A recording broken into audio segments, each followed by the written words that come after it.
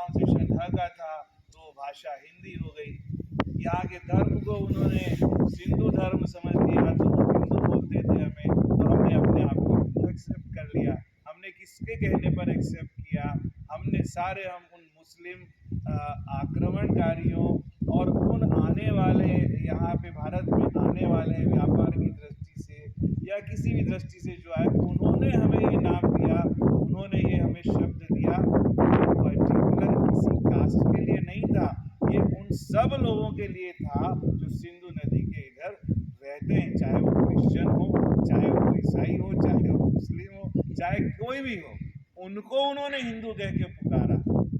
आज तक किसी भी वेद में, किसी पुराण में, किसी रामायण में, किसी महाभारत में, किसी भी धार्मिक ग्रंथ में कोई बंदा अगर हिंदू शब्द मुझे लिखा हुआ दिखा दे तो मैं मान जाऊं। तो यहाँ जो स्वामी विवेकानंद ने बात की थी, वो वर्ड यूज किया था सनातन। सनातन का मतलब वही होता है जो गुरुत्वाकर्षण का होता है। जो गुरुत्वाकर्षण के लिए हम कहते हैं गुरुत्वाकर्षण पहले भी था, बाद में भी रहेगा। तो सनातन मतलब वो धर्म जो पहले भी था और बाद में भी रहेगा। तो पहले और बाद में कौन रहेगा? कौन रह सकता है? जिसका एक्सेप्टेंस यूनिवर्सल हो, जो सार्वभौमिक सार्वकालिक मान्यता प्राप्त हो, वो रहेगा। तो वो कौन रह सकता है? जो सबका सम्मान करे, जो सबके लिए हो, वो हमेशा रहेगा। कोई उसे नष्ट करना चाहेगा? नष्ट नहीं करना चाहेगा। तो जो सबका सम्मान करे वो क्या हो सकता है? वो क्या हो सकता है? वो केवल वो विचार हो सकता है, वो आचरण हो सकता है, वो व्यवहार हो सकता है जो हमेशा बना रहे, जिसका कोई विरोध ना करे। तो वो क्या हो सकता है? उसके लिए एक श्लोक आता है जो आप रोज बोलते हैं, सर्वे भवन्तु सुखिनः, सर्वे सन्तु निरामया, सर्वे भद्राणि पश्यन्तु मा कश्चित् दुर्भाग् भवेत्। है ना? ये क्या है? ये किसी धर्म का शब्द है क्या? इसका अर्थ, ये तो संस्कृत भाषा में लिखा हुआ है, इसका हिंदी इंग्लिश किसी भाषा में आप ट्रांसलेट कर लो तो इसका मतलब ये लगता है कि सब लोग सुखी रहे, सब लोग निरोग रहे, कोई आपस में विद्वेष न करे, सब साथ साथ उन्नति करे, कोई एक दूसरे का विरोध न करे, सबका कल्याण हो। ये जो मैंने बोला है क्या कोई धार्मिक लाइन है? ये तो मानव मात्र के लिए आचरण में उतारने वाली बात है। तो फिर आया कि या धारयते इति धर्म, ये कहा गया कि ऐसे विचार, ऐसा व्यवहार और ऐसा कैरेक्टर जो प्रत्येक इंसान को, प्रत्येक मनुष्य को अपने अंदर उतार लेना चाहिए, अपने दिल में रखना चाहिए, उसी को कहते हैं धर्म।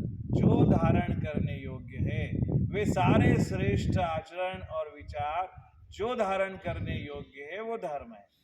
इसमें कहीं ना हिंदू आया, ना मुस्लिम आया, ना क्रिश्चियन आया, ना कुछ आया।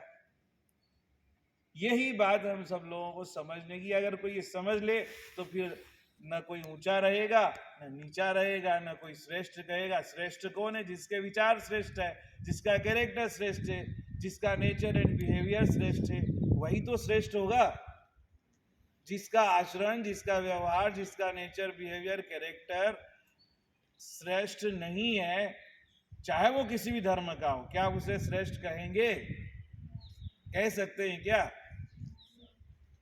इसी के लिए एक श्लोक आता है, वो जो हमारे ओम प्रकाश पांडा जी आज शायद आए, क्या नहीं आए, टीजीटी संस्कृत घर में आनंद ले रहे होंगे ठंड का, ठंड के बचाव का उपाय कर रहे होंगे। तो कहने का मतलब ये है ना कि उसमें जो आता है कि अयम निजा परो वेति गणना लघु चेतसाम, है ना, उदार चरिता नाम तो वसुधैव कुटुंबकम। जैसे कविता होती है, ऐसे श्लोक है ना। किसी भी भाषा का कोई भी सेंटेंस उसको धर्म का रूप नहीं देना चाहिए। इसका मतलब क्या है?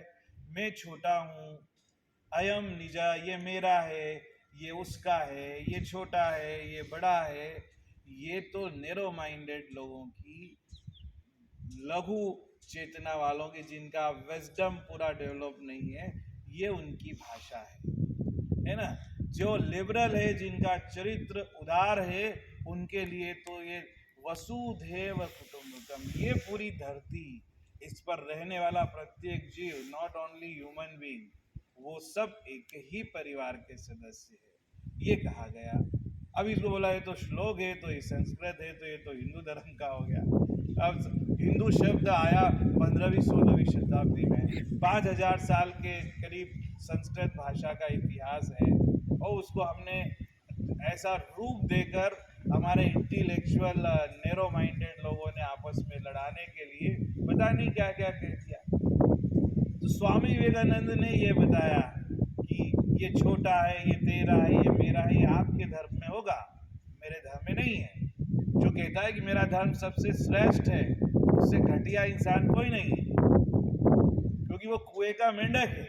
उन्होंने कहानी सुनाई कि एक बार एक समुद्र का मेंढक कुएं में चला गया, तो वो उसको बोलता है, अरे तुम्हारा इतना था, क्योंकि वो तो एक छलांग लगा था तो 4 कुएं के बराबर लगा लेता।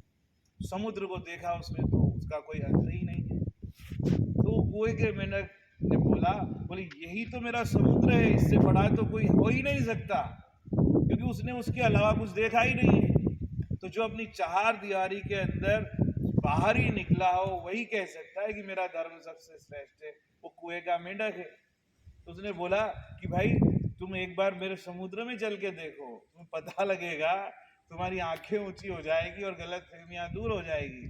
तो उस कुएं के मेंढक ने उसको मार के भगा दिया कि नहीं, मेरे धर्म से मतलब मेरे कुएं से तो बड़ा कोई हो ही नहीं सकता जल का स्रोत, तुम जाओ, अच्छा होगा तुम्हारा, तुम जाओ वहीं पे जाओ, इधर आने की जरूरत नहीं, इधर आओगे तो पिटाई उठाई। तो ये स्वामी विवेकानंद ने अपने तरीके से समझाया कि भाई अगर ये आपके धर्म की परिभाषा है, ये आपकी सोच है, तो समझ लीजिए क्या होगा, ये सारी बातें दुनिया वालों को इससे पहले बताने वाला शायद कोई ऐसा युवा 24-25 साल का व्यक्ति, शायद 30 ईयर का व्यक्ति, 1893 में ये घटना हुई थी 11 सितंबर को, तो ये 30 साल और 6-8-9 महीने के हो गए थे। तो उस जमाने में जब उन्होंने ये बातें कही तो दुनिया इनकी दीवानी हो गई। और यूरोप में ये कई साल इन्होंने गुजारे, और गुजारने के बाद जब ये समुद्र तट पर भारत की धरती पे उतरे, तो उतरते ही वो जहां मिट्टी थी वहां लौटने लगे, इनके वस्त्र और इनका शरीर और सब कुछ जो है धूल में हो गया। और कहते हैं ना कि आंखों में आंसू थे। मतलब क्या था, बताया उन्होंने कि अपने देश की मिट्टी से मिल रहे थे, मातृभूमि से मिल रहे थे, भारत माँ से मिल रहे थे। अब आप पढ़ना कभी कि वो क्या जहाँ इनका जन्म हुआ था वो मिट्टी सी फीलिंग, भारत की भूमि, भारत माता है ना, वहां से वहां जैसे एक बच्चा अपनी माँ से मिलता है ना, वैसे ही ये थे। मतलब लोगों का अपना अपना भाव रहता है, लेकिन स्वामी विवेकानंद ने वो चीज बताते हैं कि 1900 जनवरी 8 1900 में लॉस एंजल्स में इन्होंने एक स्पीच दी थी, जिसमें इन्होंने पावर ऑफ माइंड के ऊपर टोटली बताया। और इनके जीवन की घटनाओं में ये आता है कि इन्होंने वहां ये सिद्ध किया, और ये उन्होंने लोगों को बताया, और उनके पूरे लिटरेचर में भी मिलेगा कि हम सब लोग यहाँ जितने लोग बैठे हैं और जितने इस पूरे वर्ल्ड में हैं, पूरी दुनिया में हैं, इन सब की जो आत्मा है वो उसी तरह से एक ही ईश्वर का अंश है। जिस तरह से समुद्र से जल भाप बन के उड़ता है, बादल बन जाता है, और जब वाष्पीकरण होता है और वो अलग अलग जगह दुनिया में बरसता है, तो कोई कुएं का जल कहलाता है, कोई तालाब का कहलाता है, कोई झरना हो जाता है, कोई नदी हो जाती है, लेकिन अल्टीमेटली वो जल तो वही है, वही वाष्प है जो बादल बन के उड़ा था और अलग अलग हो गया, और वापस समुद्र में जाके वो एक ही हो जाता है ना। और वो कहना कि टॉयलेट का भी जल है तो वो भी वही है, टमाटर और सब्जियों में पानी है तो वो भी वही है, जिस भी किसी लिक्विड में जल है तो वो वही है। जब आप उसको प्यूरिफाई करके और अपना बीकर वगैरह और जो डालते हैं ना अपने लैब में केमिस्ट्री के, उसको गर्म करके जो वाष्प होती है उसको डिस्टिल वाटर जब बनाएंगे तो वही प्योरिटी उसमें। तो ये प्योरिटी कहीं गड़बड़ हो जाती है, इसलिए हम अलग अलग शरीर में, वैसे ही ईश्वर का जो अंश है उस परम सत्ता का, वो हिंदू मुस्लिम सिख ईसाई पर्शियन कोई भी हो, उन सबके शरीर के अंदर जो सत्ता, जो मन, जो आत्मा जो काम करती है, वो बताते कि वही एक सुपर नेचुरल का अंश है। और जो सुपर है वो भी एक्चुअल में नेचुरल ही है। और ये सब का एहसास जब व्यक्ति को हो जाता है तो वो एक दूसरे के मन की बात समझ सकता है। स्वामी विवेकानंद ने इस पर काम कैसे किया बताते, इन्होंने सुना कि कोई एक व्यक्ति है, एक संत ऐसा है जो आप उसके पास जाओ तो अपने मन की बात बता देता है। स्वामी विवेकानंद उसके पास गए, तो ये गए तो इसके पहले ही उन्होंने बता दिया, आओ नरेंद्रनाथ आओ। स्वामी विवेकानंद कुछ प्रश्न लिख कर के ले गए थे कि उससे बात करने में कोई गड़बड़ी ना हो जाए। तो वो प्रश्न जो ये लिख के ले गए थे, उन प्रश्नों का समाधान इनसे बिना पूछे ही उसने अपने आप करना शुरू कर दिया। अब इनको लगा ये तो गड़बड़ है भाई, ये कहीं चालाक तो नहीं है, इसने हमारे आने से पहले तो हमें जान ली। या एक बार फिर ये उसके पास गए कुछ दिनों के बाद, और वो जानते थे कि ये आदमी जो है ये संस्कृत लैंग्वेज नहीं जानता है, दूसरी भाषा का जब भाषी था वो। तो इन्होंने,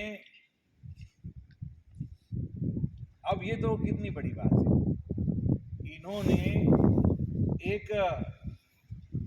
पर्चे में वो जो श्लोक लिखा आपने सब पढ़ा होगा, उद्यमे नहीं सिद्ध्यन्ति कार्याणि न मनोरथे न ही सुप्तस्य सिंहस्य प्रविशन्ति मुखे, है ना। और उस बंदे के पास जो गए तो उसने एक कागज पलट के दिया और ये बोला उस पर अपने साइन करो और इसको ले जाओ, इसको अभी देखने की जरूरत नहीं है।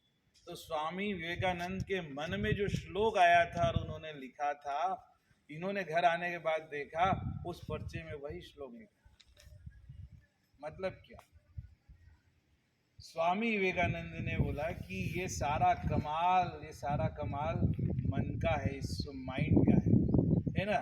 उन्होंने जब जितना, और इसी के ऊपर स्वामी विवेकानंद ने काम किया, विचार किया, बहुत रिसर्च किया, चिंतन किया, फिर उन्होंने इसको राजयोग का नाम दिया। उनके 3 बुक्स है जिनमें अलग अलग 3 सिद्धांत दिए जीवन के, एक है कर्मयोग, एक है राजयोग और एक तो भक्ति योग। तो राजयोग में उन्होंने बताया कि ये पूरी, ये हम जितने भी इंसान हैं ना, हम एक ही जो यूनिवर्सल माइंड है उसका हम हिस्सा है।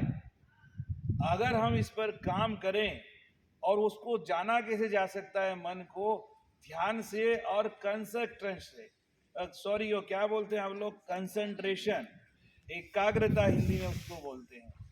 आप जब अपने मन को एकाग्र करके एवरीडे चिंतन करते हैं तो एक दिन ऐसा आता है कि आप अपने मन की शक्ति का एहसास तो आपको हो ही जाता है। एक दिन ये मन इतना मतलब वो हो जाता है, उस यूनिवर्सल माइंड के निकट इतना आ जाता है कि आप दूसरे के मन में क्या है वो भी समझने लगते हो। फिर उसके मन में विचार क्या चल रहा है वो भी आप बता सकते हो, वो थोड़ी देर बाद क्या बोलेगा ये स्टडी भी आप कर सकते हो, और ये भी आप बता सकते हो।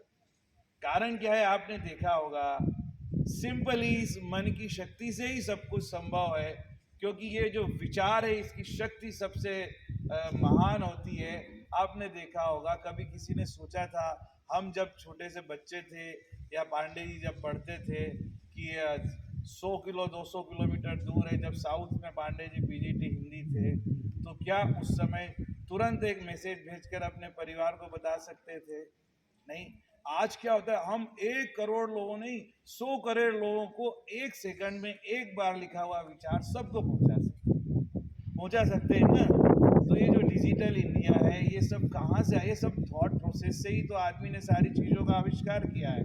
तो जिस मन में और विचार में ये सब कुछ सृष्टि करने की शक्ति है, तो वो जो विश्व शक्ति है, जो यूनिवर्सल माइंड है वो हम सब उसी का हिस्सा है।